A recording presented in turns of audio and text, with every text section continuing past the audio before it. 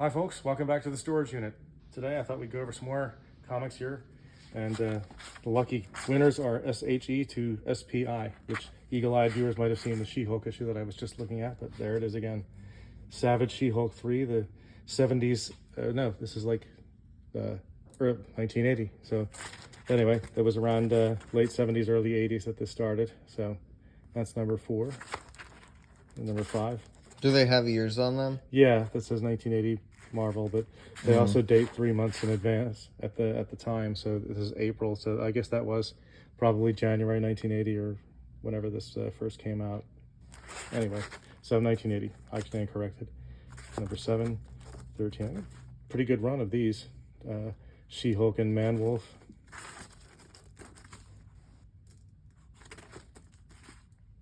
So She-Hulk, make way for the Man-Elephant. She-Hulk. All right, and there's an issue of Sherlock Holmes. This is DC number 1. Unfortunately, it's not in great shape. You can see there's tears on that and some up here too, but still pretty cool, number 1. This here is S.H.I.E.L.D. number 15, which with an early appearance of I think a prototype of Bullseye. As you may know, comic book fans would know that Bullseye turned up later in a blue costume with white, with the white Bullseye pattern. So, but this may be a prototype of the actual Bullseye, but this one's not in great shape, but still an interesting issue. No, is it not in great shape? It's just got some dings on it, but I mean, it's in pretty good shape. It's in pretty good shape considering its age, but you can see it's got some marks on it. But it's a 15-cent one, and let's see, 1969, so it's a pretty old issue.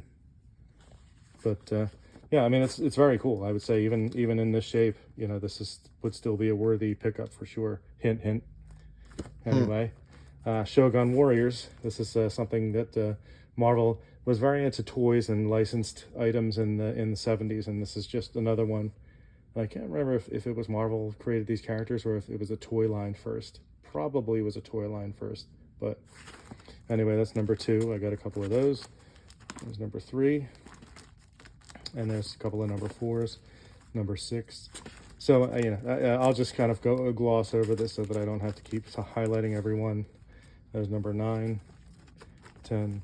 So, yeah, I have a fairly full run. 11, 12. Here's 13. It would be you declaring every issue great. Yeah, I mean, 14. Pretty much, yeah. 17. I'm missing 16. I wonder if that's a special issue or anything. 18, 19. Fantastic Four guest stars in this, and I'm wondering, looking at this, if I have a complete run. This one also has the Fantastic Four in it, so cool crossover stuff. Now, this is Silverback. This is a crossover, not really a crossover, but it's kind of a character in Grendel, and Silverback was the enemy of Grendel. So, is it a wolf? Yeah, it is. He was an enemy of Grendel, and this is a very good miniseries, and it's just kind of almost never talked about. Is Beowulf in Grendel? No, just Grendel. So yeah, this is, I believe Matt Wagner's the writer. I don't know who the artist on this is, but let's see.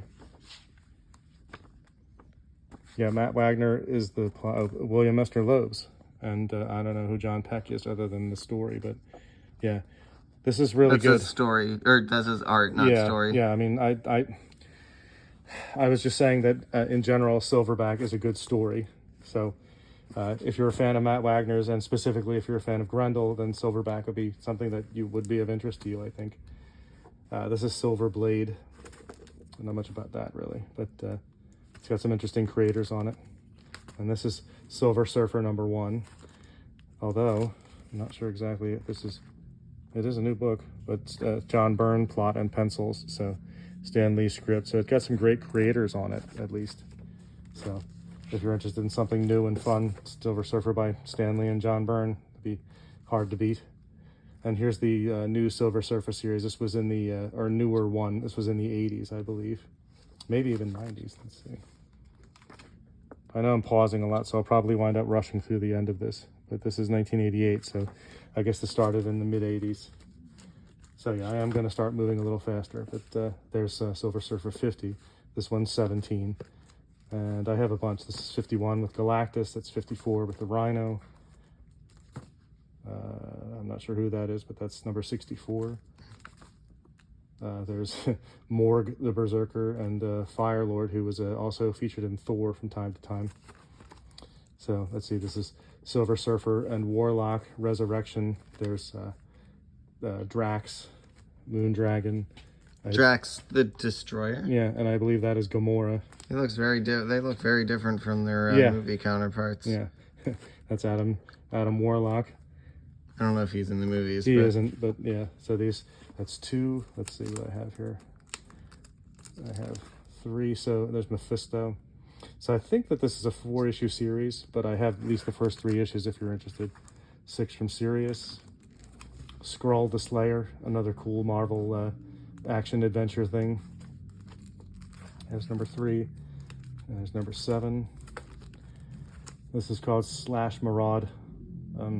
It's by Doug Mensch and Paul Gulacy, who was a pretty well-known artist and did some really interesting stuff at the time. And Doug Mensch had written a lot of Batman in the 80s and into the 90s, including The Breaking of the Bat, I believe. So he's been involved with Batman for a while. This is Sleeper by Ed Brubaker and Sean Phillips. So it's good story and really interesting art. So, you know, it's they're a tough combination to beat. They're really always entertaining. So it was season 2. They made a show. Yeah, they took that on in the later 2000s, I think.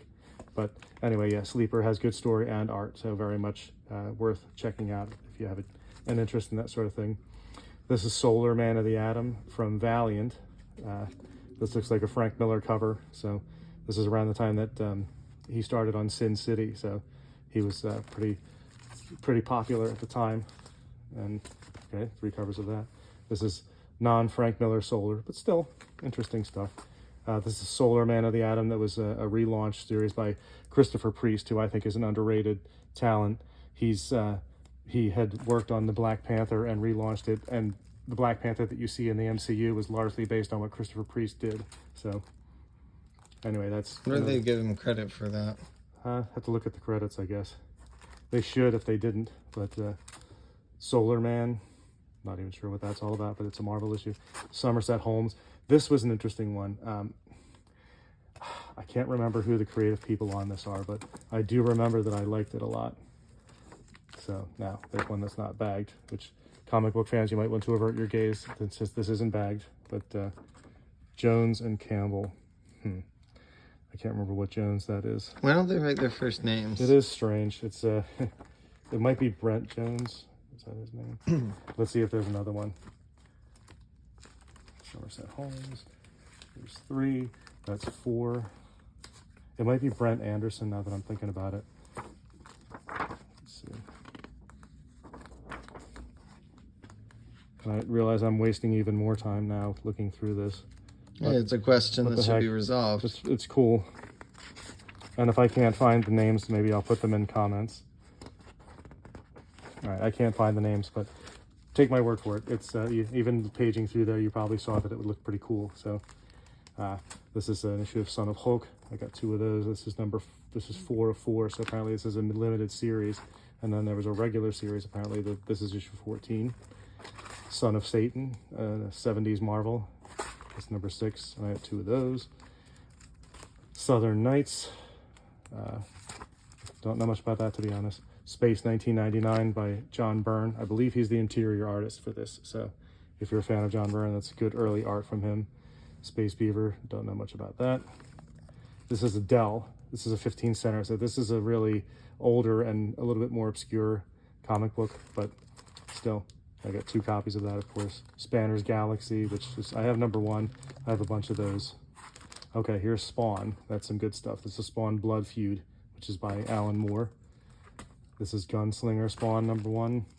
This is Spawn the Impaler number 1, which I believe is by Garth Ennis, who was the creator of Hitman and Preacher and The Boys, which some people might recognize. There's Spawn the Impaler 2, Spawn the Impaler 3, so I have all 3 of those. This is Spawn Wildcats by Alan Moore, and I only have 2, 3, and 4, unfortunately. But if you're interested, obviously let me know. This is Spectre, which was launched in the late 80s, April 1987 by Doug Mensch and Gene Colan. I think I mentioned Doug Mensch earlier, and Gene Colan was a longtime artist with for Daredevil. So there's Spectre number 2, Spectre 3, 4, 6. So I got at least 1 through 4. This is a Spectre series launched in the 90s by John Ostrander, Tom Mandrake, and that has, you know, good story and art. So if you're into the Spectre, they're both good series. Speed Racer, I only have 1. Spider Girl number 100. I have other Spider Girls elsewhere, which I'll see in another video, I'm sure. And now we have a whole bunch of Spider-Mans, Spider-Man Adventures, and I'm going to go through these very quickly. Arachnus Project. Looks like at least 1, 3, and 4. Let's see. Yeah, 1, 3, and 4. And then there's Avenging Spider-Man 8 and 10. Of course, no number 9, because I think that's the first with the Captain Marvel, which is a valuable issue. Ben Reilly, Spider-Man by Peter David. So what are you saying? You don't have valuable issues, or are you saying No, I just, in this case, I don't have it in this box, if I have it at all, which I may not. But it's one that's more difficult to acquire. Anyway, this is Ben Reilly, Scarlet Spider by Peter David, number 11. And I would say anything by Peter David, you should get. That's number 19, 20, 21. Scarlet Spider, huh? That's when they brought back Ben Reilly, who was the Spider clone. And they never really settled on who was who, but he basically is a clone of Spider-Man. So he adopted the name Ben Reilly. Ben, as in Ben, Uncle Ben. And Reilly, I believe, is Aunt May's maiden name. So, Chapter 1, this is a retelling of the original Spider-Man stories in order. Spider-Man Classics, I believe, is a direct reprint of those issues. So, if I'm right, and I think I am, that's how they should be interpreted. Anyway. Classic. This is Spider-Man Collector's Preview. This is Deadly Foes of Spider-Man. 1, 2, 3, 4. I have all 4 issues of that. Friendly Neighborhood Spider-Man. Again, Peter David. I won't even bother telling you that if it's Peter David, you should get it. This is a later issue. There's 2 separate series. This is the Peter David one is earlier than this one. So. Then there's Spider-Man Friends and Enemies. There's Nova in that. I have 1, 3, and 4. Spider-Man Funeral for an Octopus, number 3. Spider-Man Gen 13. Lethal Foes of Spider-Man. Spider-Man Maximum Clonage. Clonage. Yeah, Spider-Man Mysterio Manifesto. Mysterio Manifesto. Redemption. 1, 2, 3, 4, and I believe that this has Kane in it, which is an enemy of Spider-Man, which has an interesting story behind that. Spider-Man Saga, which I think is a 4-issue pictorial history of the world's greatest non-mutant superhero, as it says. Number 2, number 3, number 4. Scarlet Spider, Amazing Scarlet Spider, Sensational Spider-Man, Sensational Spider-Man again. That's something, a Spider-Man Unmasked, apparently. Yeah, Spider-Man Crossroads, Peter David, Symbiote, get it? Maximum Carnage, number 1. Got a couple of those. Spider-Man Unlimited, number 4. Spider-Man Unlimited, number 7. Spider-Man Mobu Doom, number 1. Spider-Man Wolverine, classic, absolutely worth getting. Spider-Man and X-Factor Shadow Games, multiple copies of number 3. And I'm not trying to rush through or sound like I'm bored with the issues here. I'm just trying to make sure I get. What's the deal with the mutant one that you, or the one that I reacted to? Do we have time? We have a minute or so. Let's forget it. I'll talk about it later. Anyway, it's Spider-Man is obviously the primary attraction of this box, but there is lots of good stuff in here, including Spawn and other things, Somerset Holmes. Anyway, thank you for watching. I would highly recommend anything by Peter David, as I've said a million times. Thank you. Have a good day.